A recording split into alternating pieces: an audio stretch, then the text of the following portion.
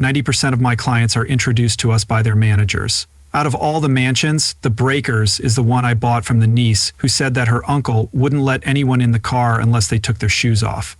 Wayne Carini, the star of Chasing Classic Cars, has always been a favorite among car lovers. His ability to find and fix up rare cars has made him a TV star, but his personal life hasn't been as smooth as the old cars he works on.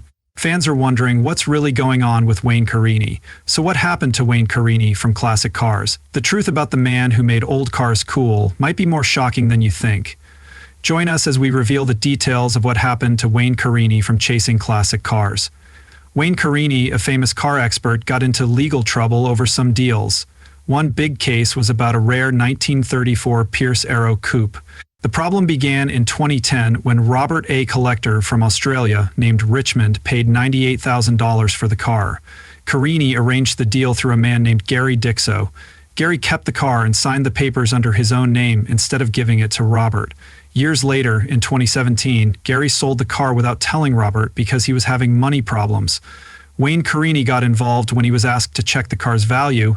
He said it was worth between $110,000 and $120,000 and later bought it himself.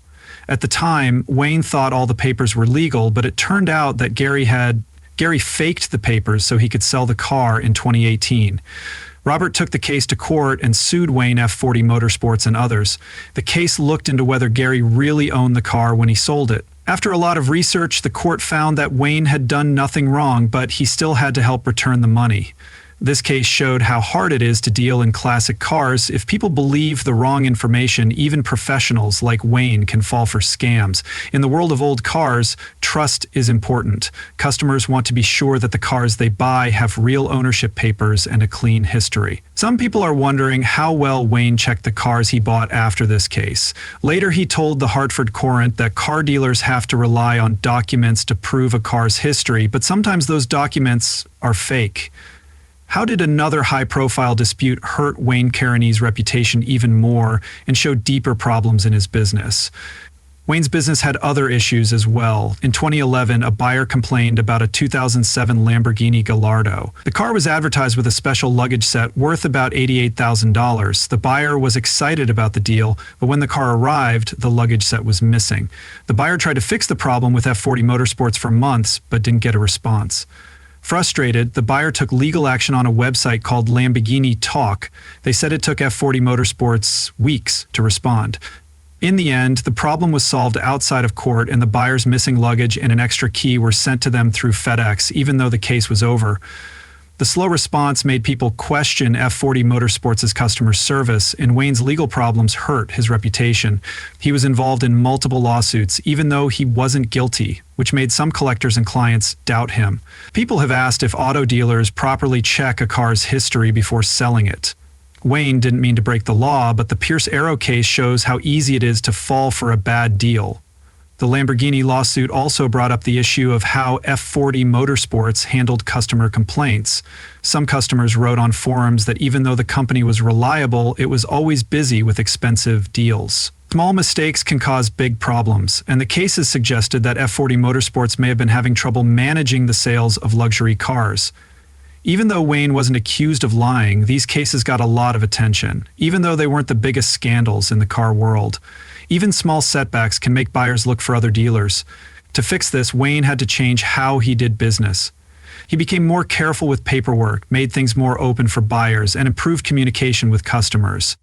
Wayne had to rethink how F40 Motorsports worked. These lawsuits showed that even small mistakes can cause big problems in the classic car world, even though Wayne fixed the problems, some clients still didn't trust him.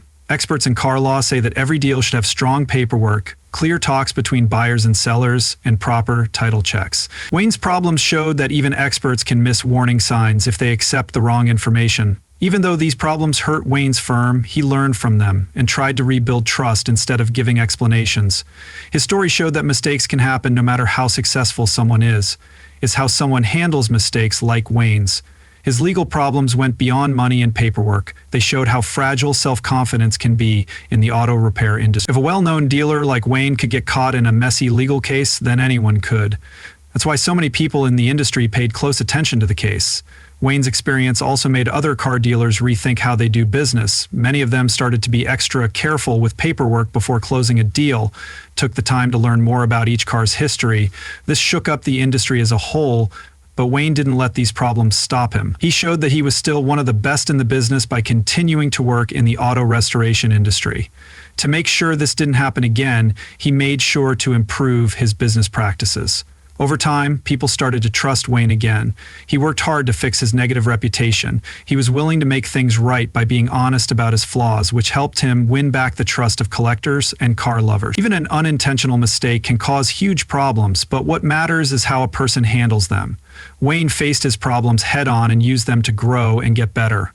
The legal problems were tough, but Wayne's commitment to the classic car world never changed. He learned from them and made sure that his business was stronger. Because of them, Wayne Carini's story shows everyone in the industry how important it is to be honest, keep good records, and provide great customer service. His father prepared him for his love of cars, but how did his personal journey and his father's influence ultimately shape his path into the automotive industry? Let's find out.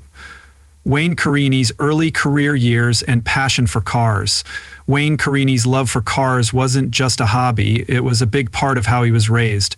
Wayne's father worked in the car business, so from a young age he was surrounded by the sounds of engines and the smell of motor oil. This early exposure to the world of cars had a big impact on Wayne's future, setting the stage for what would become a lifelong dream with classic and old cars. When Wayne finished school at Central Connecticut State University, he could have pursued a steady job. His degree in art education and career as an art teacher got him a lot of teaching jobs. But he was always yearning for something different, something that would fit with the interests he had had since he was a child. When Wayne's father, Bob Carini, saw how loyal his son was and how much he loved cars, he made a decision that would change Wayne's life. In addition to giving Wayne a way to make money, Bob started a fire that would fuel Wayne's amazing career in. By giving him half of the family business, Wayne's change from art teacher to car freak and expert seemed impossible to stop, even though it happened slowly. His natural love for car repair and maintenance was noticed by people in the area, including his classmates and the family business. Wayne was always seen working on engines, fixing mechanical parts, or having serious conversations with other car lovers about the hard structure of old cars, even in his free time. At the time, everyone who knew him knew he had a deep love for old cars. During one of these casual but intense conversations, Wayne caught the attention of Jim Estrie, a longtime vintage vehicle enthusiast. Jim saw something special in Wayne right away, a raw, untapped potential just waiting to be unleashed, with years of experience under his belt. Jim thought Wayne's passion and technical know-how could lead to something amazing, and he encouraged him to explore the world of vintage car restoration. Collection Jim had a big impact on Wayne's view of the industry. At first, Wayne didn't think it was possible to start a business hunting down and restoring old cars. The thought of traveling across the country looking for rare and hard-to-find cars seemed more like a romanticized dream than a realistic career path. But Jim slowly turned Wayne's abilities and encouragement, slowly turned Wayne's doubts into faith in what had once seemed like an unrealistic goal. Soon it became a real possibility. Decades later, after Wayne had already made a name for himself in the auto industry, Jim reappeared out of the blue with an offer that would change everything again. Wayne had his doubts at first, but he couldn't ignore the pull of destiny, and with a mix of fear and excitement, he decided to start yet another new chapter in his auto journey.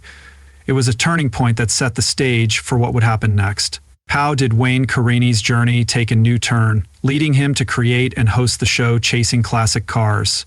Stay tuned for more on the journey to hosting the show Chasing Classic Cars. When Wayne and Jim were talking about the next step of their business, they were wondering where it should go. They both agreed that the main focus would not be on performance, but they weren't sure how the program would grow. Wayne and Jim decided to take a chance no matter what. Even though they were scared and knew the outcome could go either way, they decided to give the business a chance. They went ahead with a mix of happiness and focus, and they were ready to take the risks, whether they succeeded or failed.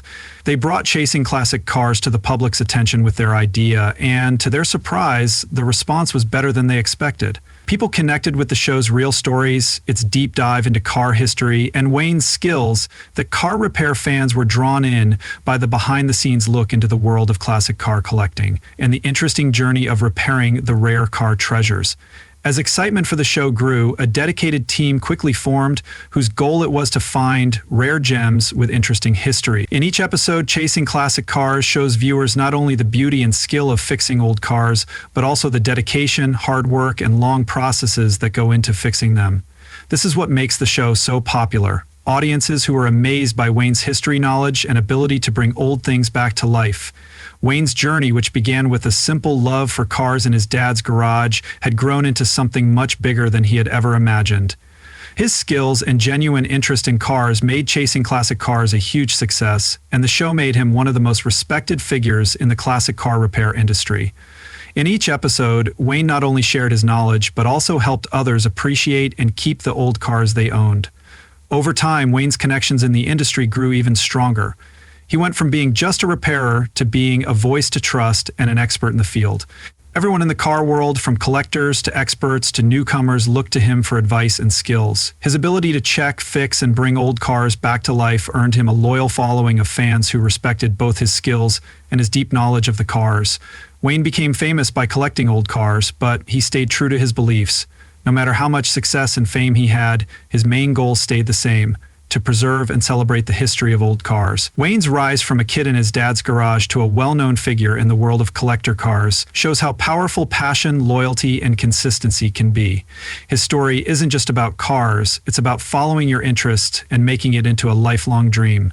Wayne's importance in the car world will always be felt. Wayne Carini has not only restored many cars to their former glory, but he has also helped keep the history of old cars alive for future generations. His work has left a lasting mark on the industry, and his loyalty is a source of strength for would-be repairers, collectors, and car lovers alike. In the end, Wayne Carini's journey is more than just a story of success. It is a testament to the power of hard work, passion, and an unwavering commitment to excellence in the world of classic cars.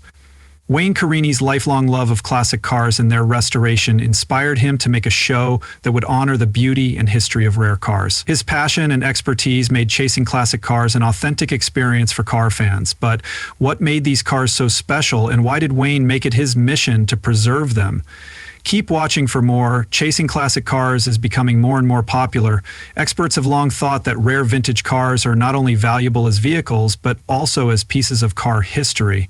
Jim and Wayne knew how important these old cars were and made it their mission to keep their unique style. They knew that each vehicle had a complicated story to tell and worked hard to make sure that these stories would not be lost to time. Wayne took a unique and different approach by insisting on not showing previews of the cars before they were shown on TV. Was a brave move that added a taste and realism to the show that viewers really liked. They loved seeing his honest and raw reactions, which made the show more interesting and made a lot of viewers feel like they were on Wayne's journey with him in real time. After checking out each car carefully, Wayne always asked for a short but exciting drive around the property to see how it handled. He took a more hands-on approach, which helped him make better decisions about the car's future. When the car was brought back to Wayne's shop, it was given a thorough inspection and then regular maintenance to make sure it was fixed up to the highest standards. Wayne never made the choice of whether to sell the car for a profit or add it to his personal collection lightly, because each car was seen as an important part of car history that could not be replaced. Wayne accepted the responsibility of keeping these cars safe, these priceless treasures, as shown by his large and carefully planned personal collection. Chasing Classic Cars became a must-see for car lovers all over the world. Known for its simple idea and dedication to being unique, the team played a huge role, especially Roger Barr. The show ran for 17 amazing seasons, which is an impressive 13 years, with the main point of the show staying the same despite changes that could not be avoided in the episode count. Chasing Classic Cars wasn't about over-the-top dramatic character moments or plots. It was all about celebrating the beauty and skill of old cars. The 17th season, which only had 5 episodes, showed how the show could adapt to new times while staying true to its roots. It was a show carefully made for true car lovers who cared about the art, structure, and history behind each one. Chasing Classic Cars was a popular show because Wayne was passionate about authentic classic cars and restoring them to their original condition. However, behind the scenes, things weren't always as smooth as the carefully restored cars. As the show became more popular, unexpected problems arose, with Roger Barr's sudden departure being the most shocking. What happened to Roger, and why did his departure cause such a stir among fans? Let's find out. There was a lot of controversy surrounding the show. The renewal for a second season of Chasing Classic Cars was first announced in secret, which got people excited and led to a lot of talk about the show's future. When Roger Barr, an important and loved character on the show, quit, serious questions were raised about the show's future. Roger stopped appearing on the show after the 14th season ended in 2019, and since he was 833 years old at the time, many loyal fans thought the worst had happened. Roger was still alive and in good spirits. Roger's mysterious absence from F40 Motorsports in pursuit of classic cars was finally connected to ongoing and serious health concerns. Tusley spoke about these concerns in a short but public appearance, where he revealed that he had been in a serious workplace accident involving his leg. The exact nature and circumstances of the accident are still unknown, but reliable sources say it happened on the premises of F40 Motorsports in 2017. Despite the obvious severity of his injury, Roger amazingly kept working at the garage and appearing on the show for another 2 years. Reports say that Roger took some time off in 2017 to recover from his injury, but returned to work with a determination in November of that same year. Unfortunately, he hurt his leg again just months later, and by 2019, the injury had turned into a much worse bacterial infection that required him to be hospitalized and leave the show. What made these injuries so bad? What makes classic cars so valuable? And why did Wayne make it his mission to keep them in good shape? Keep watching for more. Chasing Classic Cars is becoming more and more popular, and experts have known for a long time that rare vintage cars are very valuable. They are not only vehicles, but also pieces of car history. Jim and Wayne knew how important these old cars were, so they made it their mission to keep their unique styles. They knew that each car had a story to tell, and their hard work made sure that these stories were told. Wayne took a unique and unusual approach by insisting that he not preview the cars before they were shown on TV. This brave move added a level of taste and realism to the show that resonated deeply with viewers who loved seeing his honest reactions. As a result, the show became more interesting and many viewers could relate to it, making them feel like they were traveling with Wayne in real time after carefully checking out each car. When Wayne bought a new car, he always wanted to take it for a short but exciting drive around the property to check its condition and performance even more. This hands-on approach helped him make better decisions about the car's future. When the car was brought back to Wayne's shop, it would go through a serious and deep check, followed by maintenance to make sure it was fixed to the best possible condition. Wayne would then decide whether to sell the car for a profit or add it to his high-class personal collection. Wayne fully accepted the responsibility of keeping these priceless treasures safe, as shown by his large and well-thought-out personal collection. Chasing classic cars became a daily ritual for car lovers all over the world, renowned for its straightforward premise and dedication to being one of a kind. The team, especially Roger Barr, played a major role, and the show ran for an impressive 17 seasons, with the main idea of the show remaining the same. Chasing Classic Cars was different from other shows because it didn't focus on emotionally charged character moments or over-the-top plots. Instead, it celebrated the beauty and skill of old cars. The fact that the 17th season only had 5 episodes shows how well the show was able to adapt to new times while staying true to its roots.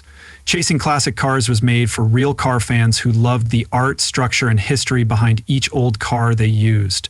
Roger Barr's sudden departure and the resulting controversy, along with Wayne's love of classic cars and dedication to authenticity, made the show a fan favorite. However, behind the scenes, things weren't always as smooth as the carefully restored cars. As the show became more popular, unexpected problems arose, with Roger Barr's sudden departure being the most shocking. Find out what happened to Roger and why his departure caused such a stir among fans. Roger Barr's departure and the controversy surrounding the show, the renewal of Chasing Classic Cars for a second season, was first announced in secret, which got viewers excited and led to a lot of talk about the show's future. When Roger Barr, an important and loved character on the show, quit, serious questions about the show's future were raised. Roger stopped appearing on the show because fans thought the worst had happened because Roger was 833 years old at the time, but contrary to widespread rumors, he was still alive and in good health. Roger's absence from F40 Motorsports and Chasing Classic Cars, which wasn't explained, was finally linked to ongoing and serious health problems. He wrote about these problems in a short but public appearance where he revealed that he had suffered a serious workplace accident involving his leg. The exact nature and circumstances of the accident are still unknown, but reliable sources say it happened. There is evidence that it happened at F40 Motorsports in 2017, but Roger amazingly kept working at the garage and appearing on the show for another 2 years. Reports say that Roger took some time off in 2017 to recover from his injury, but he was determined to go back to work in November of that same year.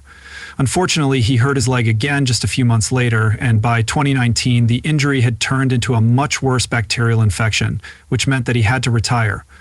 Following his hospitalization and subsequent departure from the show, Roger had to pay for all of his own medical bills. During his many hospital stays, neither Wayne F40 Motorsports nor Chasing Classic Cars offered any financial help to cover his bills. Despite this undeniable hardship, Roger's unwavering dedication to his job did not waver.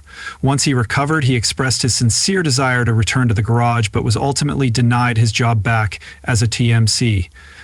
Because of this, he was basically kicked off the show and seemed to have been forgotten by the crew. As the controversy surrounding Roger's sudden departure grew, it also got a lot of attention on social media.